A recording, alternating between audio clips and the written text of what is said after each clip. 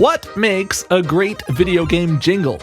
There are loads of short little cues and fanfares that a game needs to have to let the player know what is happening. The player needs to know the moment they've died, or when they've gotten a good thing, or when time's running out and they need to hurry up. Short audio cues for these and other scenarios eliminate the feeling of, wait, what's going on? That can be so common in games if you're not used to them. For early games, especially with the low pixel count and rudimentary animation possibilities, these jingles were vital for ensuring a player could make sense of the action. The thing about these jingles is that they have such a short time to generate a very specific response. When you get an item, it needs to sound like you got something useful, and it needs to sound like that in less than 2 seconds. To work under these tight constraints, the best video game jingles appeal to our basest oral instincts. I'm talking about things you need no music theory knowledge to understand. Music speeding up or slowing down, moving upward chromatically to build anticipation, or jumping suddenly to a jarring out-of-key chord, and most importantly, music either moving up or moving down. There are exceptions, of course, but in general, jingles that move up are for good news, and jingles that move down are for bad news. The Zelda item get fanfare is a perfect example of this. There's no functional harmony, no real tension and release. It's just a major chord that steps up in half steps. But that's all we need. A short burst of a sense of rising, mimicking the way your spirits rise when you find something useful on your quest. Now, the genius of Ocarina of Time's item get jingle is the sense of anticipation it builds up for the bigger items in the game. When you see a big old treasure chest in Ocarina of Time, you just know there's going to be something good in there. And instead of just giving it to you, the game teases you with an extended opening animation accompanied by what might be the most iconic jingle in video games.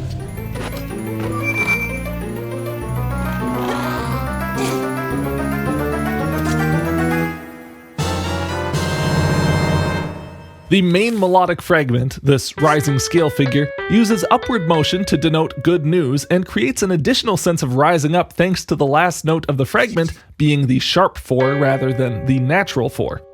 After moving up 1, 2, 3, it's natural to expect a 4. So bringing in the note a half step above that introduces a brighter sound and betrays our expectations subtly, making us wonder what's going to happen next. The bass contextualizes this 4-note fragment as implying a dominant chord, running up from the flat 7th to the 3rd, which gives the whole thing a more expectant quality. The fragment repeats, rising up in half steps as it goes on and speeding up gradually to build our anticipation higher and higher until we finally pull out of the chest and see what we got. The chromatically rising chord figure from the original Zelda comes in at the very end to reward us for our anticipation with its triumphant quality. Taking the time to build anticipation musically tells the player that getting these items is a big deal, and we believe it. It feels like a huge accomplishment when you pull an item out of one of these chests. But without the music, you might just wonder what's taking Link so long in there. Hey! Did you fall in? Pokemon's got some of the best sound effects in the biz. The Pokemon Center jingle lets you know your Pokemon are back to full health with a large and jovial leap upward. The figure is entirely made up of a major triad. We bounce on the 5th a few times, dip down to the 3rd, and then leap up to the root. You might expect this figure to continue down the major arpeggio to land on the lower root, but leaping up to the higher one instead sounds much brighter and more optimistic.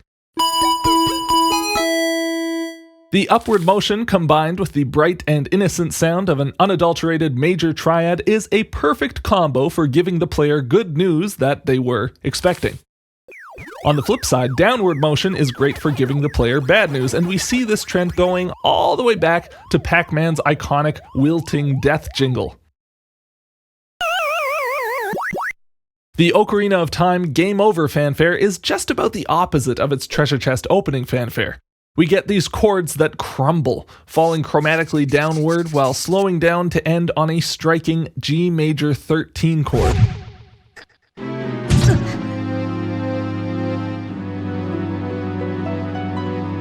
The chromatic downward movement is obviously depressing. immediately striking an appropriate mood for the moment of your defeat. But making the final chord such a colorful one feels more tragic. It's not a "you died, loser" game over screen like what Dark Souls throws at you. It feels like the game is commiserating with you. Now, when your expedition fails in Clair Obscur Expedition 33, a similarly bleak cue comes in. It simply walks down the C minor scale, starting on the flat 6, A flat, and landing on the second, D. It's sung and harmonized in thirds, which sounds beautiful, and allows the lower voice to land on the raised 7th of the key, B natural, at the end.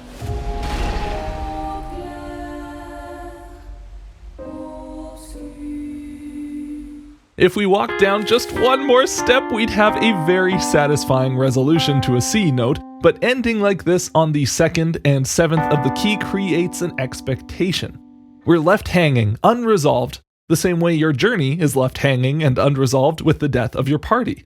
It's a really beautiful cue, simple but somber, signaling defeat but simultaneously nudging you to try again. Of course, there are other base musical instincts to exploit than just moving up or down. Sonic the Hedgehog's drowning jingle is an incredibly simple but incredibly effective warning of your imminent death, combining two anxiety-producing musical factors, speeding up and moving chromatically.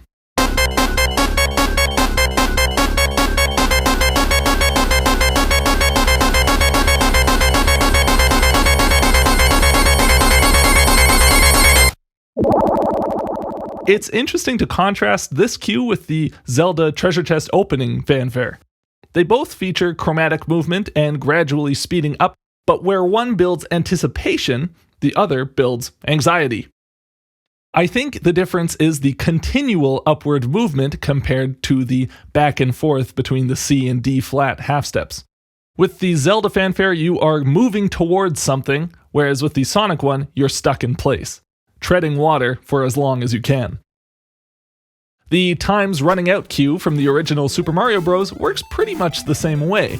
Dominant chords move up chromatically in a syncopated rhythm, and the normal level music speeds up to let you know that you gotta move it. Breaking up the time into 3/4 and using this choppy rhythm for the chords breaks up the flow of the background music to really draw your attention to the fact that time is running out. The exact same principles are used in the Mario Kart Last Lap fanfares.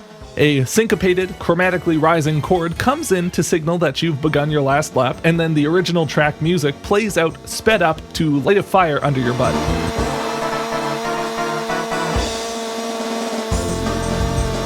Again, these Mario Time is Running Out themes use continuous chromatic motion in one direction to capture a more exciting, final push sort of atmosphere rather than Sonic's more negative one. Another key element in a good jingle is to work in a surprising resolution. Jingles don't have much time to grab our attention, and a jarring harmonic move can be just the right thing to make it feel like something's happened in a matter of seconds. We see a lot of jingles that resolve suddenly to a chord in a much brighter key than where the music started. Final Fantasy's victory theme is the classic example: 1, flat 6, flat 7, 1. It's the same progression as the Mario level complete theme. The flat 6 and flat 7 chords are borrowed from the parallel minor key, which gives the final major chord at the end the effect of brightening up the music. The clouds part and the sun shines through. The flat 6, flat 7, 1 cadence has become so commonly used throughout video games that it's almost stopped feeling like a surprising resolution, but you can't deny its congratulatory effect here. Metroid's Item Found jingle is a more sophisticated version of the same concept. We have colorful extended chords implied by the melody and higher counterline moving down from a B flat major 9 to an A minor 7 down to an E flat major 9 chord. This sets up a resolution to F major, a 4-3 walk down, jumping to a mildly surprising flat 7 chord that wants to resolve up to our 1 chord F. And if that's what it did, it would sound like this.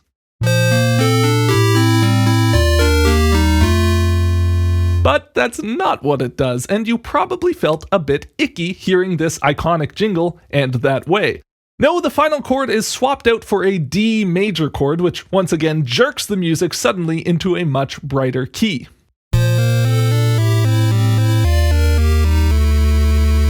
D chords in the key of F are typically minor, so including the major third here, this F sharp, feels like a real twist.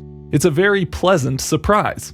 One of my favorite examples of this type of jingle, for its simplicity and effectiveness, is the cue Good Night Mario from Paper Mario: The Thousand-Year Door.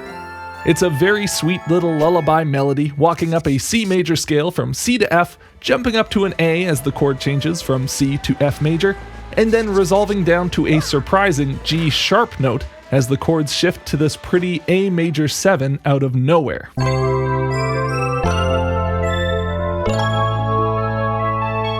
You'll notice a pattern here. In the key of C, the relative minor chord is A minor. In the key of F, like our Metroid example, the relative minor chord is D minor. The C flat to D flat setup of our Final Fantasy cadence wants to resolve to E flat minor. The major 6 chord in a major key, or the major 1 chord in a minor key, is the go-to move for a sudden burst of brightness. Now, I think the most important thing for a video game jingle is that it stays inside the game's world. The best video game composers understand that all of the sound coming out of the speakers while you're playing a game are a part of the sonic experience of that game. Video game composer greats Koji Kondo and Akira Yamaoka have both explicitly mentioned this attitude in interviews, and while they don't have anything in common stylistically, they've both demonstrated a mastery of game audio. Taking steps to ensure that a game's jingles don't break the spell cast over the player by taking them out of the world, or even better, if the jingles can enhance that spell and draw us deeper into the world, that is the key element in what makes a great jingle. This can be done through 2 strategies. 1, using sounds diegetic to the game's world, or 2, operating within the musical vocabulary of the game's soundtrack. Metal Gear Solid's Game Over cue is kind of a generic minor key cadence, very much evocative of the spy thrillers that the game was drawing from, but over top of that you get the sound of your commander over the radio calling your name as you go down. What's wrong? Snake! Radio conversations are a large part of the game, with Colonel Roy Campbell here jumping in to give you intel throughout your mission, and seeing this little snippet of the aftermath of your failure and death draws you into the world more, even as it breaks the continuity of the story by having you restart from the last checkpoint. Breath of the Wild's cooking jingle has earned its universal acclaim for being just so charming. It's a short little groove, but all of the sounds used are taken from sound effects of cooking, pots clanging, fire sizzling, you get the picture. On top of this, sometimes you'll hear Link humming a familiar tune while cooking his meal.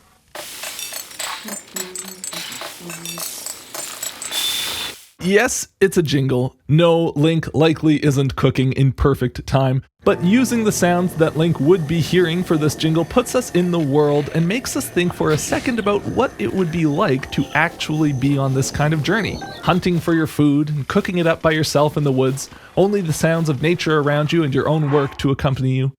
And on top of this, the chromatically rising stinger that comes in on a successful cooking job follows our up is good principle to deliver a satisfying conclusion to our chore. They don't have to be this involved. Even something as simple as the little woohoo noise you hear when getting an item in Animal Crossing lets you know that your character is reacting to the game's world the same way you are. These details are always charming, but for most jingles, the way to stay inside the sonic world of the game is to tie them thematically to the rest of the game's music. Mario's Game Over themes, for the most part, take a phrase from the main theme of their game and gradually slow it down as they play it out, bringing the fun to a slow halt. It seems like a simple choice, but this makes the Game Over music part of the larger piece that is the game's soundtrack. If you're bopping along to the Super Mario Bros. Overworld theme and you all of a sudden stub your toe on a Koopa shell, the Death and Game Over jingles both feel like part of that Overworld theme.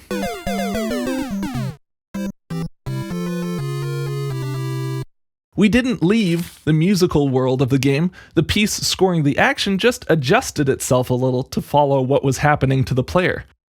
It doesn't have to be this on the nose either. Two of the original Pokemon soundtracks' defining characteristics are its use of triplets within a generally straight eighth rhythmic feel, and the use of the flat seventh in a major key. The rhythmic tension of layering triplet rhythms against straight eighths creates drive, and the flat 7-to-1 resolution in the harmony creates an adventurous spirit. These musical ideas pervade the soundtrack even down to the smallest sound effects. The level up chime is barely long enough to include both of these ideas, but it does. An F chord plays in a triplet rhythm before dipping down to the flat 7 chord, E flat, which switches to straight 8th note rhythms before resolving back up to an F. This keeps even the level up chime, one of the most utilitarian of all video game jingles, within the sonic world that the game is trying to create. All of the information that needs to be conveyed to the player is done so entirely by using the soundtrack's established musical vocabulary. Mega Man 2's start stage fanfare is the same. Fast, syncopated 16th note rhythms, the minor key, the flat 6, flat 7, 5, and 1 chords, these are the elements that show up time and time again all across the soundtrack and give the game its unique musical identity, and these are the elements used to hype you up as you start a new stage.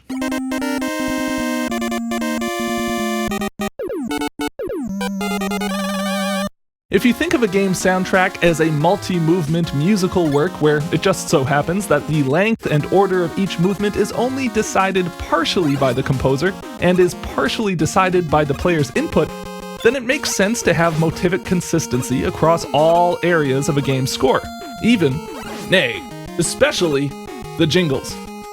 Thank you so much for watching. Check out my Patreon page if you want to support the channel, and I'll see you all in the next one.